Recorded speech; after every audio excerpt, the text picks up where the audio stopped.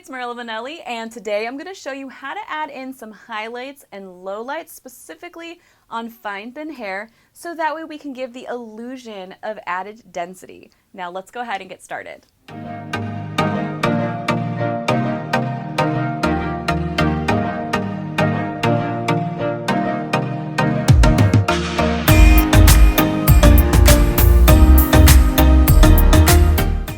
My model has really fine hair, and she also has a little bit of correction needing to be done. You can see she has a little bit of an orange band towards that mid zone.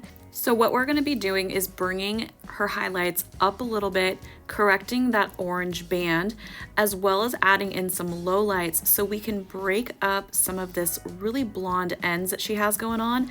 So that way her highlights not only pop, but it gives the illusion of added density.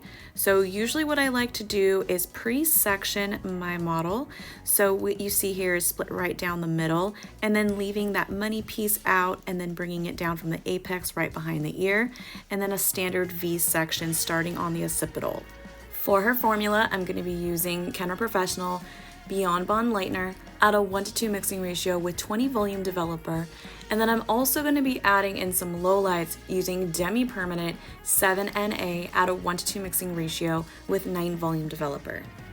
I'm also going to be using Nourishing Masque in a bowl just in case I need to apply any treatment to her previously lightened ends, since she has a little bit of compromised hair. I'm starting out in the back section, and I'm only going to be putting in the highlights for these sections just for demonstration purposes, so you can see exactly the sectioning that I'm working with. So since it's already in a slight V section on that occipital, I start out by doing a zigzag slice right underneath the section, and then I'm going to use this Dreamweaver comb from Fremar to weave out the pieces. So basically what this is going to create is kind of like a teasy light. So in addition to using this coup board, which is going to push any of those little baby hairs right on up, this is going to allow me to create that rooted highlight look, and then I apply my lightener right onto the hair. So I'm making sure to thoroughly saturate through this entire section, and again, I'm just going to outline these first 3 foils to show you the pattern that we're going to be working with. But what we're going to be doing later is adding in those lowlights, which you're going to continue to do throughout her entire head. Now, there are a couple reasons why I decided to start off in the occipital region. Number 1, she does not wear her hair up, so hairline highlights were not necessary. And number 2, I wanted to be able to give the illusion of weight on the bottom section. Therefore, I didn't want to add any highlights on the bottom, because when you add too much lightness and brightness on that bottom region, on fine hair specifically, what can happen is it gives that visualization of hollowness throughout the perimeter of the hair. So this was the best option to keep that illusion of fullness by keeping it dark underneath. So now that I got those first 3 sections in, you kind of see this triangular pattern that we're going to be working with, and all I'm doing is taking a slice, which essentially is already somewhat weaved from the Dreamweaver comb that we used, and I'm adding that 7NA lowlight right behind that highlight. So what this is going to do is make sure that those highlights pop, and we're also doing that correction that was needed underneath.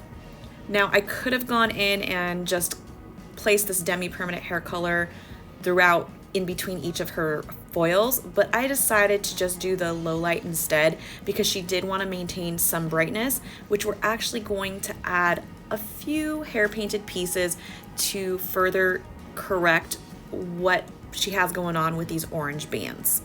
I'm going to continue on with this triangular pattern of diagonals and horizontals throughout the entire back section. And again, that reason is because I want to maintain that depth. So I'm not really adding in too many highlights, but it's going to look like we did when we're all done here, which you'll see in a little bit. But keeping these pockets of dark and depth is really the key when working with fine hair. Once I'm done with the back section and I get to that last top crown area where the apex is at, I'm going to change direction a little bit and do my signature pivotal highlight to finish it off. I'm still going to add in those highlights and lowlights, but the way I do the highlights is gonna change a little bit, so I hope it makes sense. So here I'm just still taking those zigzagged slices and then weaving that. Again, this is gonna give that illusion of that teasy light that we're gonna create without the tease. I'm gonna do my highlight and then put the lowlights still between each of these highlights. But pay attention to how I section each of these highlights. The right side of the pizza slice is going to be a little bit more narrow, and the left side is going to be slightly wider. And as I continue to do this, it's going to pivot, or rather fan out, making the right side the center point. I personally love doing highlights like this right onto the crown area because you cannot tell where the highlights begin or end, and it just looks beautiful and seamless. The only time that I may change the application or the direction of the highlights is if they have a really prominent cowlick. So definitely pay attention to that if you wanted to add brightness or not, but typically if they have a strong cowlick, I try to avoid highlighting right on top of it because I don't want to bring too much attention to that area. So typically I will highlight on the exterior of the cowlick. Another reason why I like this sectioning is because it creates those natural pockets of depth that's needed for fine hair highlights specifically. So once you start seeing how I'm pivoting here, I started off diagonal, but now I'm finishing off horizontal right on top of that section that I created from the apex right on down to the left side. Once I get these in, I'm then gonna add the lowlights in the same manner that we did on the underside. So whether you decide to finish off your section and then put your lowlights or do the highlight and lowlight at the same time, it's totally up to you. I just personally like working this way because it just makes me a little bit more efficient, and it's just the way I've been doing it for a long time. You also don't have to worry about the Demi-Permanent over depositing. If you are using the proper formulation, it's gonna work perfect and in tandem with your highlights as you work throughout the hair. I also like using Beyond Bond because it is such a great lightener because of the dual bond technology, which is perfect for fragile hair, such as this model right here. And now I'm gonna start working throughout the front, and I wanted to point out that she has a pretty steep widow's peak, so when I add in her really subtle money piece, I'm actually gonna split it in half. So I'm gonna work on the exterior of her natural hairline.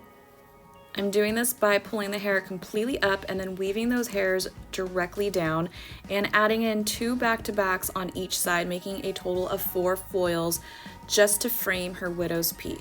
And again, this is to create a really subtle money piece, nothing super thick or crazy for her. She wanted a little bit of brightness right here throughout the front, but in order to finish off this sectioned out piece, I'm then going to utilize those triangle sections again for that depth, but I'm going to use that Dreamweaver comb to create that depth for me. So taking that horizontal slice and then weaving that section out, and then you can see I have a really soft, subtle subsection going on.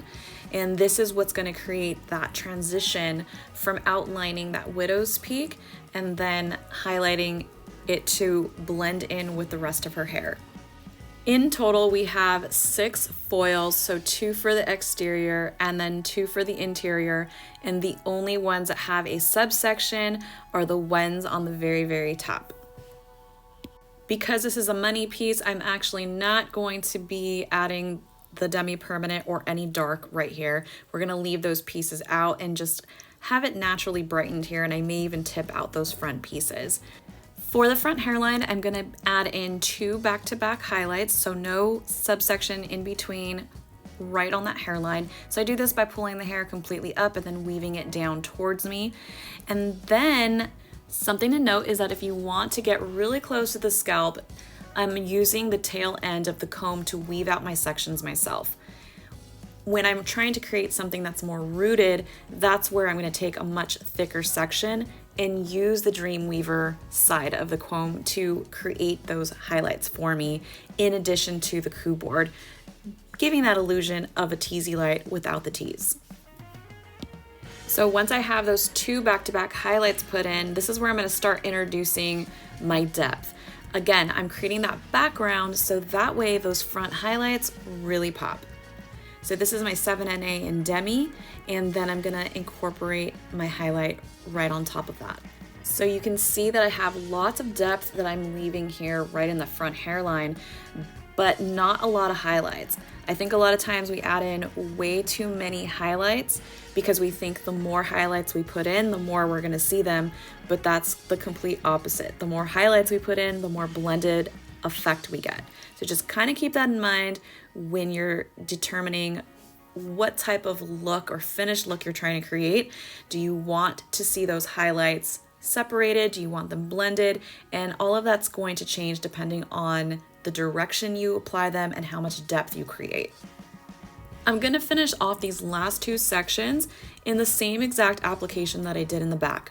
Highlight on top with a low light right behind it, and I'm applying these horizontally because she wears her hair split down the middle and I wanted to create the most blended effect possible.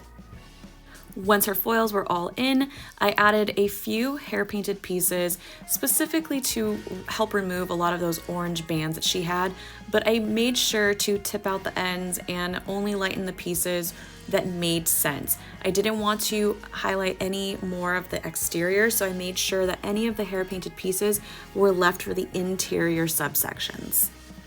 I decided to use this technique because she wants to stay more on the blonde side, but if she was okay going darker, I would have skipped the lowlights altogether and just added in these highlights and then darkened up the interior. So again, make sure you ask your client what their overall goals are.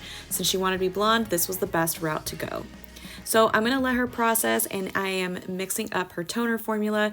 So I decided to do a color melt using 6 NUA in Demi-Permanent at a 1:2 with 9 vol, and then I'm gonna blend that right on in to Beige Rapid Toner at a 1:2 mixing ratio with 9 volume developer. I'm leaving about a 2-inch section where her money piece is at right along the hairline out, so I'm actually going to tone that last, and then I'm applying the 6 NUA formula about 2 inches down right throughout the back. The reason why I decided to use 6 NUA is so that way it blends in really beautifully with her natural hair, and it also is going to blend in any gray hairs that she has. It was something that she was a little concerned about. She just had honestly less than 10% gray. But once I got that 6 NUA on throughout her root, I then took a comb and just combed it right on down. And this is also gonna help neutralize any of those orange tones that were left over. She did pull a little warm right at the root, and I found out later that she did use some really dark Demi-Permanent prior. So had I known this, I probably would have used a stronger developer for her highlights. But since we're working with what we have here, the 6 NUA is going to be perfect. Once that is on, I'm then going to start my timer for about 10 minutes. And then I'm gonna apply that rapid toner because the rapid toner processes in about 5 minutes or less. So I'm gonna adjust my timing for each of these colors. I'm gonna process this for 20 minutes total room temperature, but once I get that rapid toner on, I only left it on for that 5 minutes, which is why you want to start your timer as soon as you're done with the dark color melt formula or your 6 NUA. And here's the final result of highlights on fine hair.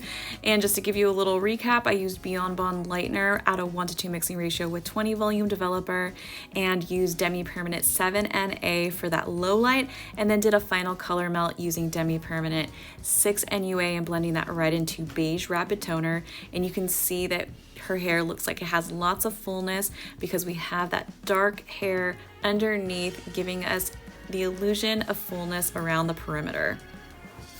So I really hope you enjoyed this hair tutorial, and if you did, please give this video a thumbs up, make sure to subscribe, and be sure to check out my other hair tutorials right here on this channel, and I will see you next time.